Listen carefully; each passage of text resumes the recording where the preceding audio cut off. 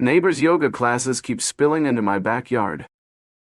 I've lived in my cozy suburban neighborhood for about 5 years now. It's always been a peaceful area. Tree-lined streets, well-kept lawns, and a sense of mellow routine. Sure, once in a while there's a barking dog issue or a property line dispute, but generally it's the kind of place where folks wave hello from their porches. We're all invested in being neighborly without constantly intruding on each other's lives. So, you can imagine my confusion when my next-door neighbor, Karen, started teaching yoga classes in what seems like my backyard as much as hers. Let me back up a bit. Karen moved in 2 years ago. For the most part, she's been friendly. Big smile, offers organic cookies at the holiday potluck.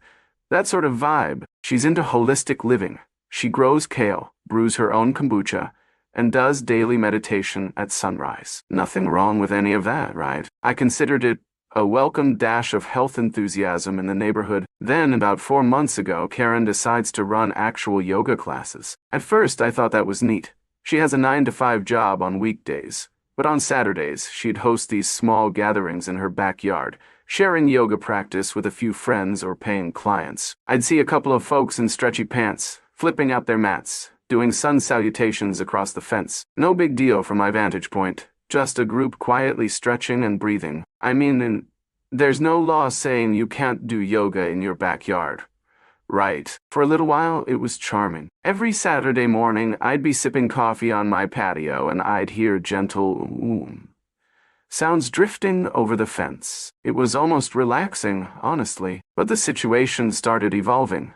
Subtly. At first, one week I noticed a yoga mat or two were right by the fence line, partially on my grass. I thought, no biggie, maybe there's not enough space in her yard. My backyard and hers share a chain-link fence, so it's easy for objects to roll or step across if not carefully placed. In my mind, it was a minor inconvenience. Nothing worth raising a fuss about. Then the next week I'm making breakfast, glance out the window, and see 4 or 5 people in downward dog, their mats fully on my side of the fence. Karen's yard is not that small, so I was puzzled why they had to spread out onto my lawn. But I brushed it off. Maybe an accident, I thought. They'll shift soon. Well, they didn't. After the class wrapped up, I went to check the grass, and sure enough, footprints and a couple of scuffed mat marks were clearly on my property. At that point, I didn't want to be petty. We're neighbors, and we usually try to maintain a good relationship. So I let it slide, but it kept happening. Each Saturday, the group seemed to expand. Instead of 4 or 5 yoga enthusiasts, Karen started hosting 7 or 8, sometimes even a dozen, and they'd push further into my yard to accommodate everyone's mats, sometimes strolling around to find level ground. I'd see them stepping around my flower bed or near the grill. This wasn't just an accidental sprawl. It felt like they were adopting my backyard as an extension of Karen's Zen zone. I tried to keep a calm perspective. It's just a bit of grass, I told myself. No real harm done. But it still felt like an invasion of privacy. My weekend mornings are my personal downtime. I like to enjoy coffee on my deck, reading or listening to the birds. Now, I found myself overshadowed by a small crowd of strangers, sometimes playing New Age music or chanting, all within a few yards of my seat. I'd wave politely, but inside, I was thinking, couldn't they do this in her yard? Why must they cross the fence? One Saturday, the volume escalated. They brought a portable speaker system. It blasted calming nature sounds, like chirping birds, ocean waves, even distant whale calls. But ironically, it wasn't calming for me. My quiet morning coffee turned into a background track of healing frequencies at a volume that overshadowed the actual real birds in the neighborhood. I gave a nervous laugh to myself. This is a bizarre moment, I thought. I'm living in a yoga class I never signed up for. After that session, I decided to approach Karen gently. I walked over to the fence and said, "Hey, Karen, I noticed your class is spilling over onto my side. Can you keep the mats in your yard, please?" She laughed. Not in a mean way, but sort of dismissively. She patted me on the arm, saying, "Oh, come on. It's all one big green space anyway. You should join us next time if you like." I found her attitude off-putting. Yes, maybe the yard is green, but it's also mine. She didn't sound malicious. More like she didn't respect or understand the concept of property lines in the context of her communal living mindset. I stammered a polite thanks. I'll think about it. But inside, I was simmering. A week later, another conference was scheduled for my job, so I had limited time off. I wanted to savor my Saturday afternoon by grilling some burgers outside. The day was gorgeous.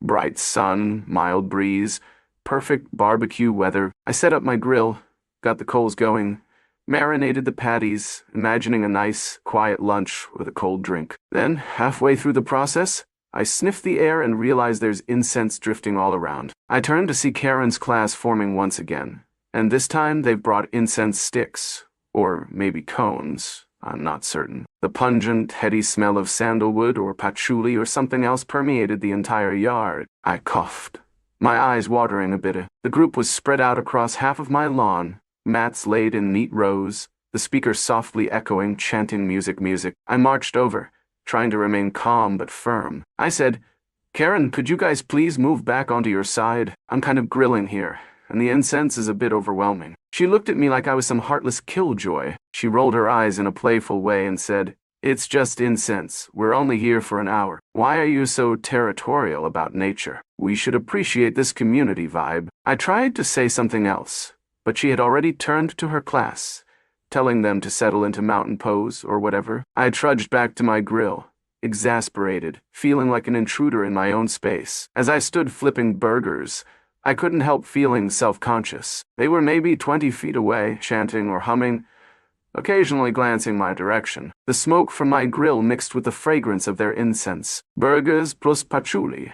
Not exactly a classic combination. My annoyance spiked, but I didn't want to cause a scene in front of all those peaceful yoga people, so I let them finish. My appetite was half ruined, though I ended up eating inside to avoid the swirling incense. After they wrapped up, I caught Karen near the fence again, this time more insistent to. "Karen," I said, "I really need you to keep your classes in your own backyard. This is my property, and it's making me uncomfortable when you all come over, especially with the music and incense. I'm not trying to be a jerk, but I want my space back." She sighed dramatically. "It's just grass, neighbor. I don't see what the big deal is. We all share the outdoors, and I'd think you'd appreciate the positive energy. Would it kill you to lighten up?" She added something about how, in her view, fences are man-made constructs that limit community. Well, I couldn't dispute that fences are man-made, but they also define property lines in a legal sense. I tried to explain, I love community, but I also deserve the peace of my own yard. I don't mind you having classes, just keep them on your side, please. She shrugged and walked away, as though I was the one being unreasonable. Am I overreacting, or is she overstepping? So here's the dilemma. I'm caught between not wanting to escalate a neighborly conflict, who wants a Hatfields and McCoys situation, and feeling a rightful claim to my property. The bottom line is, I don't want people doing yoga on my grass. I don't want incense smoke creeping over while I grill or have coffee. I definitely don't want to be forced into listening to New Age music or hearing them chant. At 8 a.m. on a Saturday. But each time I ask politely, Karen brushes me off, framing it like I'm too uptight about something that should be shared. In my calmer moments, I question if I'm being petty. After all, the intrusion is mostly just a handful of folks at the edge of my lawn for an hour a week. But it's the principle. It's my yard. If they politely asked, "Hey, can we extend over here for space? We'll keep quiet," maybe I'd consider it, but they didn't. They just assumed it's okay. She's never offered to pay me or compensate me in any way for using my property. She's never offered me free yoga sessions in exchange. It's all her own schedule, her students, her incense, her music, her vibe. On my lawn, potential solutions. Direct confrontation. I could say, "Karen, I'm serious. Stop. Next time you do it, I'm calling the cops for trespassing." That's a nuclear option, though. I fear turning her into a hostile neighbor might cause daily tension, or she might retaliate with noise complaints or something else. But I do have the legal right. Put up a bigger fence. If a chain-link fence isn't deterring them, maybe install a taller privacy fence. But that's expensive, and it's purely to keep out a problem that shouldn't exist. Also, she might interpret it as an aggressive move, further fracturing neighborly relations. Mediation or HOA. If our neighborhood has an OA or any local association, I could approach them, but I'm not sure if they'd do anything. It's a private property dispute. The HOA might have rules about hosting classes or excessive noise. Alternatively, there might be free or low-cost community mediation services for neighbor disputes. Try to reason with her again. Possibly present her with a compromise like, You can do yoga up to the fence, but no further. If you need more space, please ask me first, and keep music incense to a minimum. But I've tried partial reason. She keeps ignoring me. Legal approach. File a small claims complaint or a restraining order for property intrusion. That's probably an extreme measure for yoga, but if they keep ignoring me, it might be my only recourse. The internet's opinion, I wrote a quick summary on a local neighborhood forum, anonymously, and got responses ranging from, "Dude, lighten up. It's just yoga," to, "That's insane. You should absolutely shut them down. It's trespassing." Some suggested calling the police for trespass. Others said to just fence off your yard. Some folks championed the idea that we should all share green space for communal gatherings. But it's not a public park. The law is on my side, presumably. Still, do I want to be that neighbor who calls the cops on a yoga class? Last Saturday, I sat inside, dreading the next yoga invasion. Sure enough, around 8:30 a.m., they arrived, chattering. The speaker turned on. Some gentle nature flutes wafted through. I peered out the window.